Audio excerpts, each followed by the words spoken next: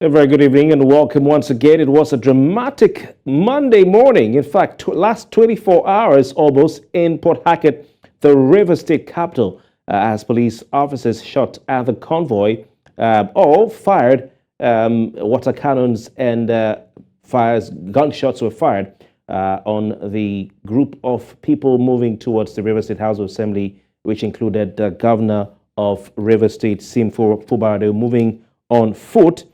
He's barely spent 5 months in office.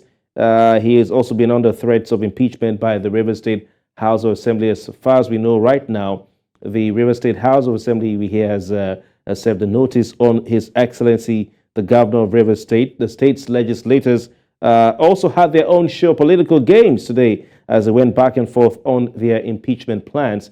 Mr. Fubara is believed to be in the wrong books of his political principle, and the Minister of the Federal Capital Territory, former governor of River State, Nyesom Wike. We'll try to get a sense of what happened or what's going on, but this is what happened. The chronology of events is that last night, Sunday night, at about 10 p.m., there was an explosion at the River State House of Assembly complex.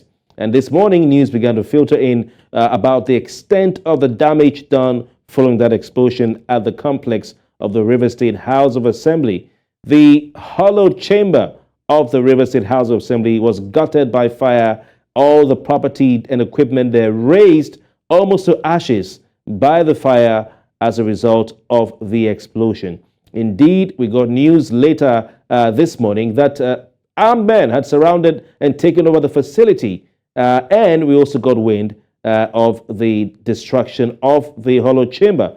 We also heard that some members of the State House of Assembly were within the complex, and the governor of River State made his way from Government House in Port Harcourt. You can see on your screen, which is just a walking distance to the House of Assembly. And he was met with armored personnel carrier, armored tankers that fired water cannons, which are meant for protesters, to disperse protesters at the governor and a group of people, supporters accompanying him.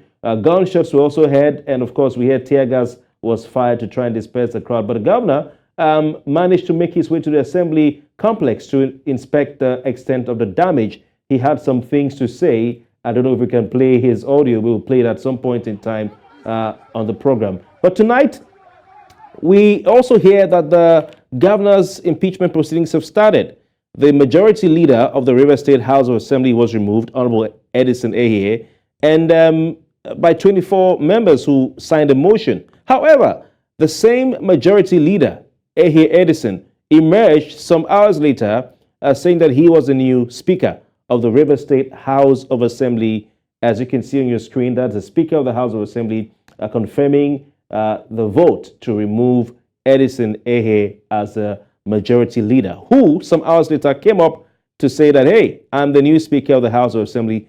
A tweet was put out by the media team or the social media team of the governor of River State, Fubara, and he now retweeted it by saying congratulations, which is sort of an approval that the River State House Assembly has a new speaker.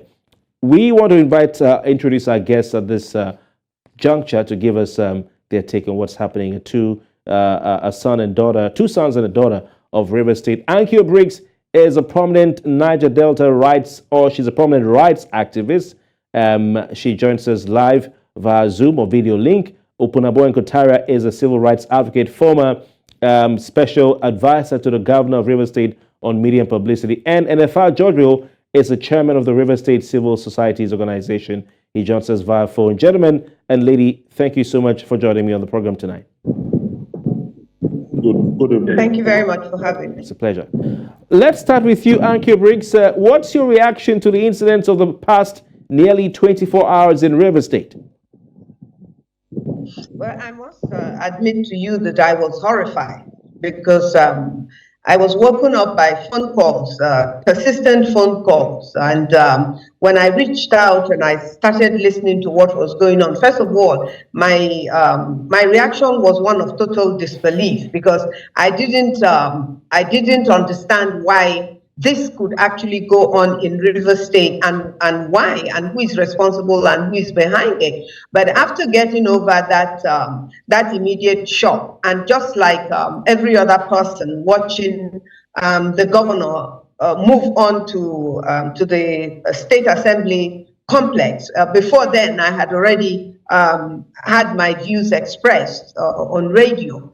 But actually watching that video clip of the governor going on foot from the government house to the state assembly, and actually seeing that the governor was shot at from the police side, and the tear gas and the water cannon is just unbelievable. It is totally unacceptable. And I want to use this medium to very quickly call on the president, Tinubu, to make sure that he actually wades into this is a sitting governor, a governor that has been duly elected in River State. We don't want what River State has suffered in 2015 what they have suffered during the times of when people could not move around in River State. This is unacceptable to Rivers people. We don't need this. We didn't ask for this. And he's a sitting governor. He must allow to go on to impeach him, or to tell us that what he has done that has led to impeachment. This is sacrilegious as far as I'm concerned. All right, interesting. Opunabo and Inko-Tariah, what was your immediate reaction when you heard of the explosion, and then later when you saw some of the pictures and videos of what transpired today? Well, first, like my elder sister rightly said, a lot of us were scared, we are petrified, because if you look at what happened yesterday and today, it is obvious that it's a case of power tussle, a case of security contest, where a former governor who want to lord it over a sitting governor, and the sitting governor is saying enough is enough, I must have sat my independence. We were shocked, especially when the governor was shot at, tear gassed, and so on. Like she said, it's a sitting governor. What has he done? Nothing. The only offense he committed was asserting his independence, his right as a governor. I think if you look at the build-up to it, you'll find out that the folk got eyed when an announcement was made that the commissioner has been appointed without his imprimatur.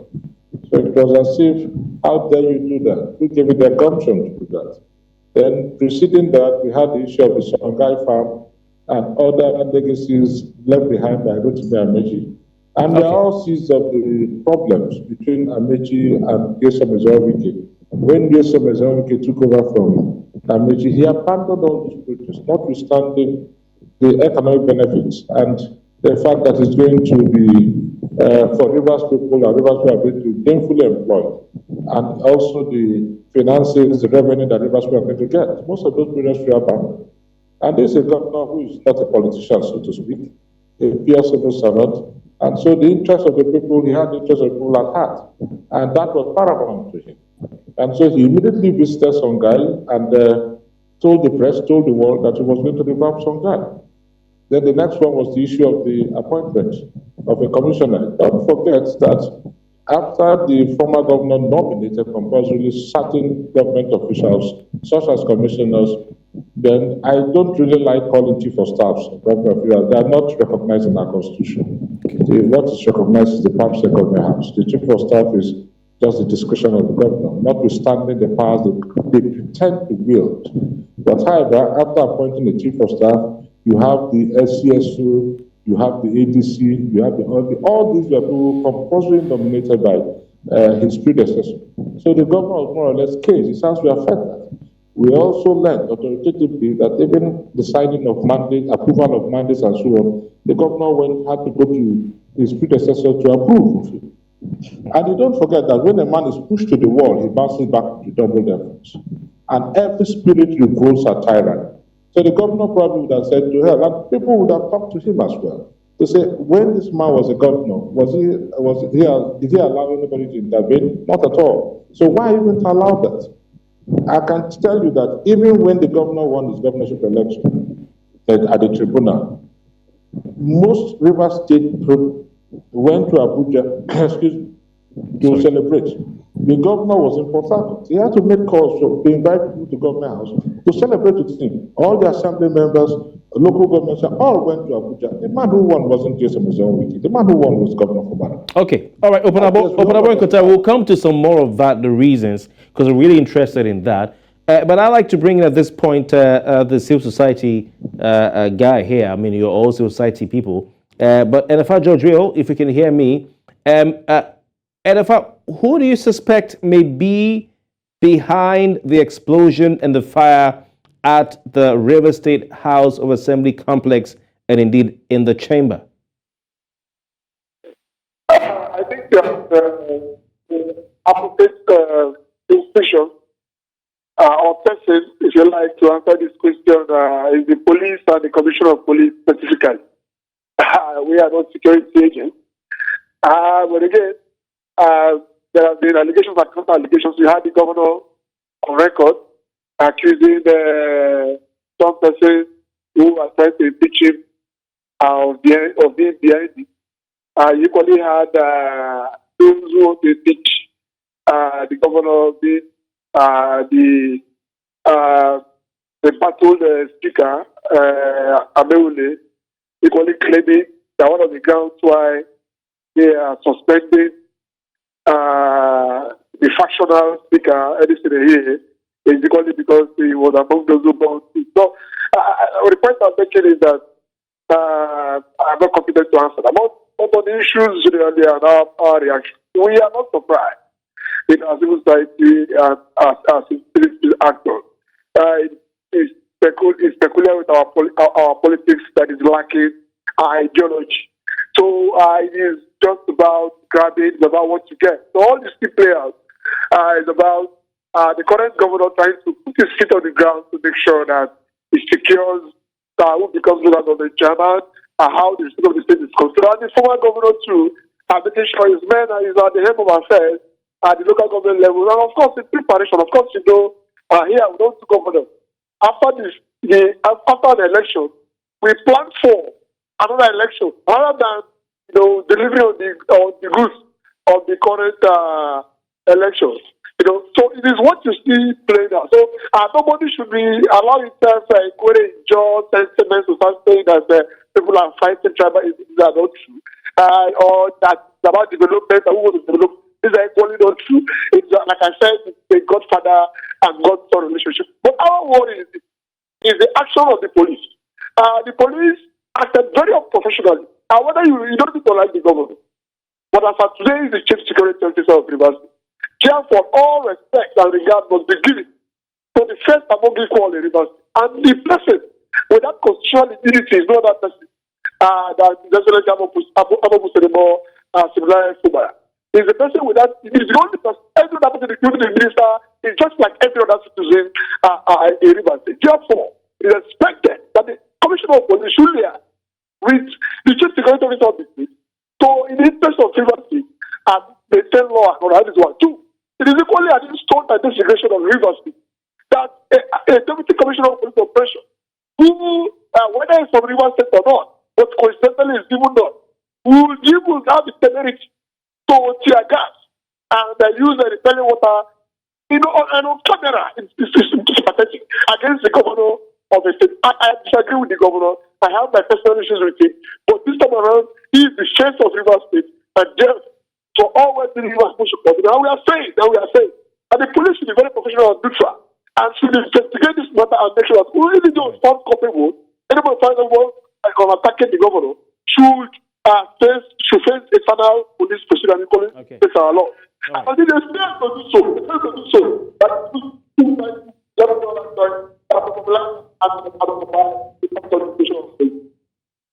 Okay, thank you very much, NFR George Will. I go back to you, Annkio Briggs.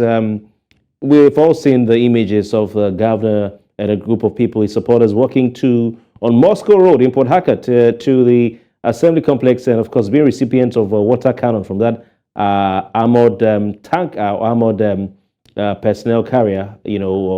So what do you think gave the police the temerity, the audacity, let me say, to fire at the governor's in the governor's direction? Annkio Briggs.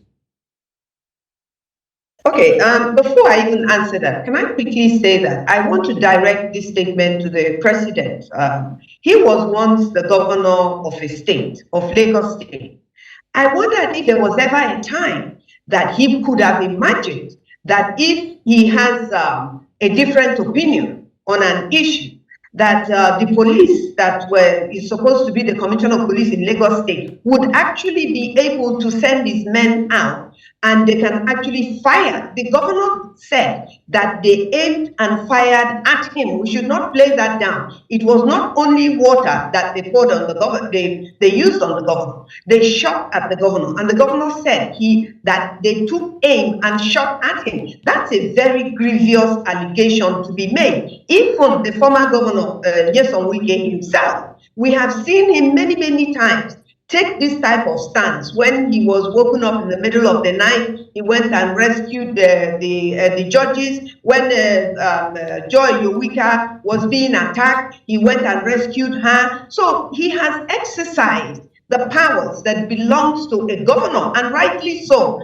But now we see a situation where somebody that was fully brought on board, Sim Fubara, by and supported by the governor of Rivers State. And again, I agree with NFR that this, in my opinion anyway, it has not reached the level where they want to. I will not allow a situation or accept a situation where we are pitted against each other, whether Ikwere against Joy against Opunabo, or whatever. Yeah, but Annkio, sorry to interrupt. We'll come to that. We'll come to that shortly. But where is this audacity to fire shots in the direction of the governor or water cannon from an armored tanker? Where is it? Yeah, where's the audacity coming from? You mentioned President Tinubu. Are you suggesting President Tinubu sent the police to fire on Sim Fubara? No. I mentioned him because he was a governor. If he was a governor, would he imagine that this could ever happen to him? Now, the present commissioner of Rivers State, and I have made this statement, the Inspector General of Police must recall the commissioner of Rivers State. The buck stops on his table. If he sent a two-headed human being to go and shoot at the governor under any circumstances, he should be recalled. Because, Kofi, you've lived in Rivers State for a very, very long time. You know that Rivers State is a volatile state. It's a very difficult state to handle. Now, anything that affects Rivers State will eventually, if not immediately, affect the whole of the Federation of Nigeria. The federal government will be affected by anything that goes wrong in Rivers State. Rivers State is not a state anybody is going to joke with at all, because it's a state that houses so many different ethnic nationalities, and everybody has equal rights in the state. The commissioner of police must immediately be removed from Rivers State. He is incapable. He is incapable, I repeat it, of being the police commissioner to oversee security in Rivers State if he has the audacity to shoot at the governor. Annkio, what do you suggest, or what do you suspect will happen if these demands you've made are not,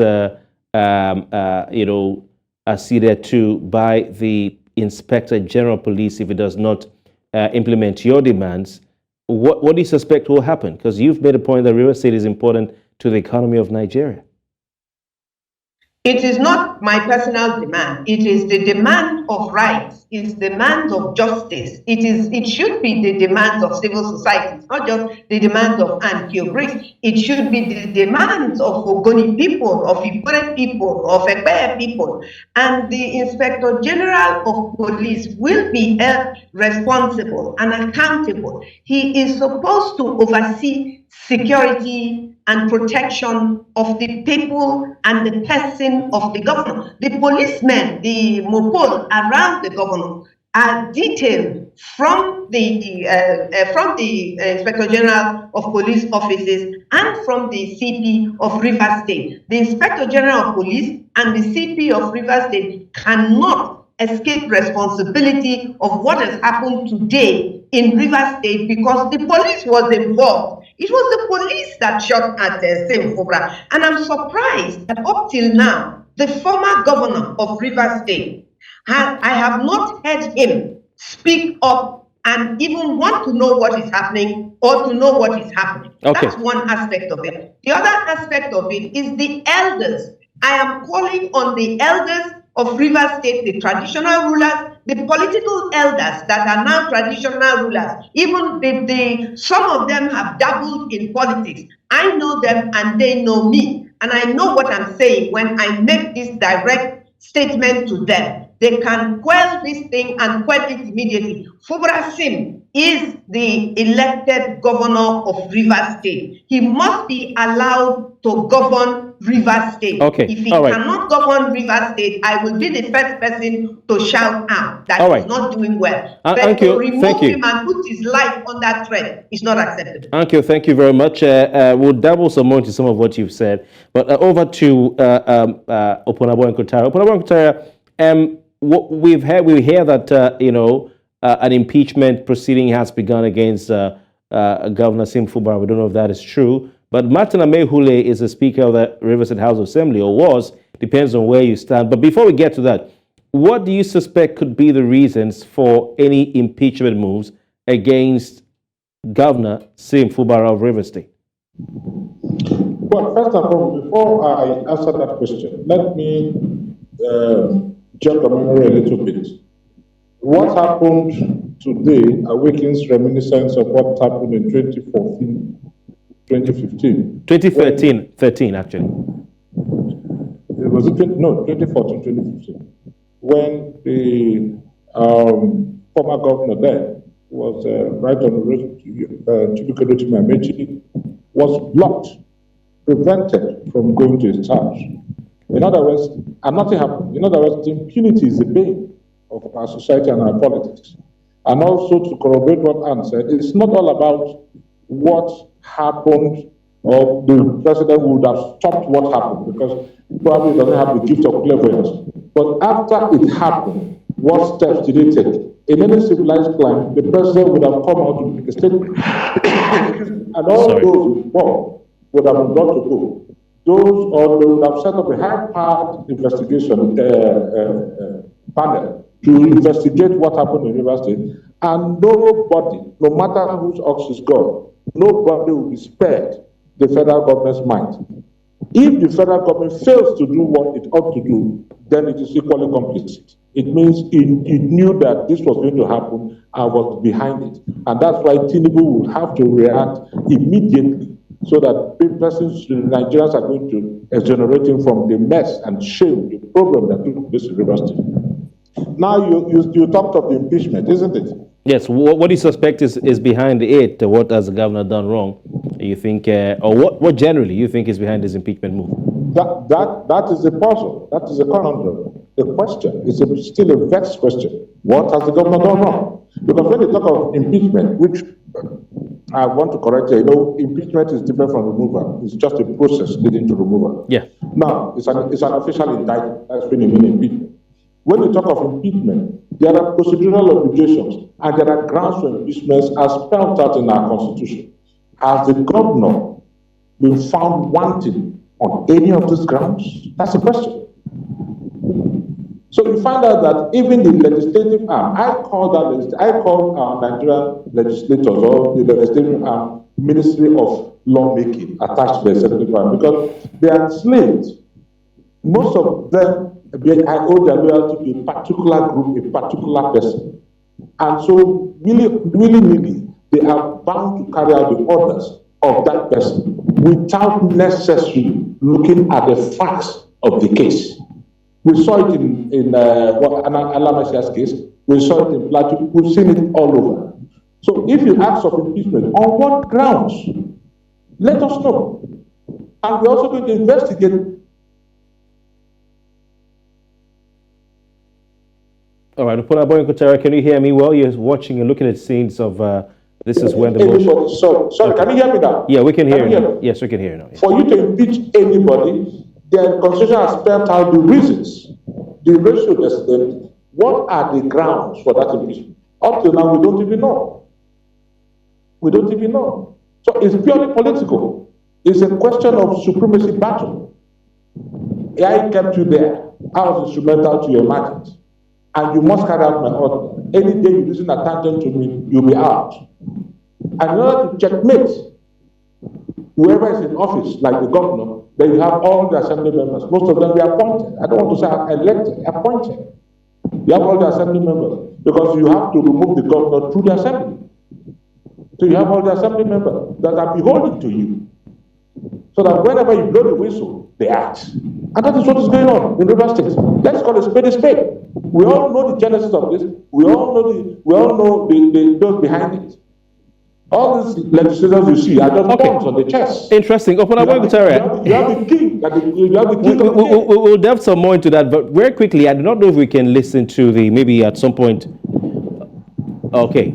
Well, we saw clips on our screen of the House of Assembly, sitting there, where one of the members moved a motion that was signed by 24 members of the House of Assembly for the removal of the majority leader, Honorable Edison Ehie. And then we also saw another clip on our screen where the Speaker of the House of Assembly, Honorable Martins Amehule, said that through a vote at the House, 23 of them had voted to remove the majority leader. And if I George Rowe, that clip looks like they sat at the State House of Assembly event center, or is it a conference center? I do not know. But they sat outside the official hollow chamber of the House of Assembly. Now, Edison Ehie also came out at NFR Georgeville to say that he was elected as Speaker of the House of Assembly by 26 members of the House. And Governor Fubara later congratulated him for emerging as Speaker of the State House of Assembly. Now, River State House of Assembly has 32 seats. So one of them obviously maybe is being economically with the truth. You know, if the Amehule-led House is saying that 24 members signed a motion to remove the majority leader, and the majority leader who's been removed is now saying he's the new speaker, and that 26 members voted him in. Who is being economical with the truth, and what are your thoughts generally on that part or that aspect of this drama? Enfa? Let's be clear that as of now, it is difficult to actually get or ascertain the number of persons who are in this side. Because of course, as a journalist, you're aware that yesterday night, a section of the assembly complex was gutted by fire. Purportedly, there have been accusations and counter-accusations of who was part of it and all whatnot. So it is difficult to get the actual number. But again, in all of this, what is the position of the law? You know, the law, and of course, the law is not just what is just written in the books alone. It is equally about what the court has said. So whatever your interpretation is about what the law says, once the Supreme Court or any court or the highest court at a particular point in time makes a pronouncement, everybody is expected to obey it. And then when it is being reversed by the Supreme Court. Now, the Supreme Court, Lucas Court, a particular case that has settled the issue of suspending members of Parliament. It was a case that was brought to court by a senator who was suspended. I think during the 7th Assembly, if I'm very correct. And the Supreme Court, after the matter moved through the rigorous process of our judicial process, but the Supreme Court made declaration. And what did the Supreme Court say? The Supreme Court said that members of Parliament cannot remove their fellow member. That it is the duty of the court to so remove. So the question is, either of the factions, who is giving them the powers to remove? That is on one side. The Supreme Court has equally made a judicial pronouncement on the issue of removing the governor. The court said that removing the governor in the words of the court, it is serious business. Therefore, before you remove a governor, that you look at the emphasis on all the parliamentarians must be seated to commence that process. Now the question in each of the factions, was it a unanimous agreement by all the members? So these are some of the legal questions that lawyers and legal scholars and analysts, political analysts will have to ponder about in the coming days. And whether or not any of the factions follow the law. If you ask me in my mind, and the way I've seen it in the case of it, none of them have followed our laws. And it's very dangerous. And this is why it is dangerous. It is dangerous because ours is the constitutional democracy. And everybody, be who you, whether you are president, whether you are governor, whether you are citizen, whoever you are, it is expected that you are supposed to measure your actions in tune with the spirit and the letter of our constitution. And that is where we begin to question whether whatever we have in this country. Yeah, and if I just to add a quick question before I go back to Annkio Briggs. Some are saying that it depends on where the maze of the House of Assembly is. And we just saw that sitting held in another part of the Assembly complex with the Speaker Honorable Martins Amehule, that they had a maze that was brought in. So doesn't that count? Because the question remains, where will Edison here get a maze from to hold his own sitting as well? If you carefully look at all the videos and pictorial evidence that have emerged, you will notice that while it is true that the members of the House of Assembly led by Martin Amehule actually sat at the gallery of Parliament, or the University House of Assembly, as you would want to call it, or as it is. It is true that, but however, if you look at the names used, it is not the names that have been used during budget presentation and when people like us visit Parliament. The names used today is different. But if you look at the name that was used by the other factions as led by APC, you will notice that it looks like, because like I said, all of these things we are saying here, we are just only analysts. We can only make statements of fact on clear issues that we are part of. So the one that looks more like the names of the National Assembly is the one used by NDCDA. I have attempted to say factional right or condemnable NDCDA, but again, all of these things are all debatable. All right.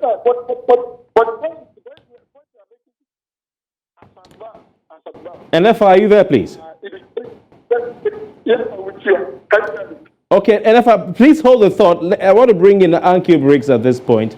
Annkio Briggs, let's get back to what has led the issues that have led to the purported rift in the relationship between Governor Sim Fubara and his political benefactor and predecessor, Nyesom Wike. I mean, we know they've had a long relationship because Sim Fubara, at some point in his career, was Nyesom Wike's cashier.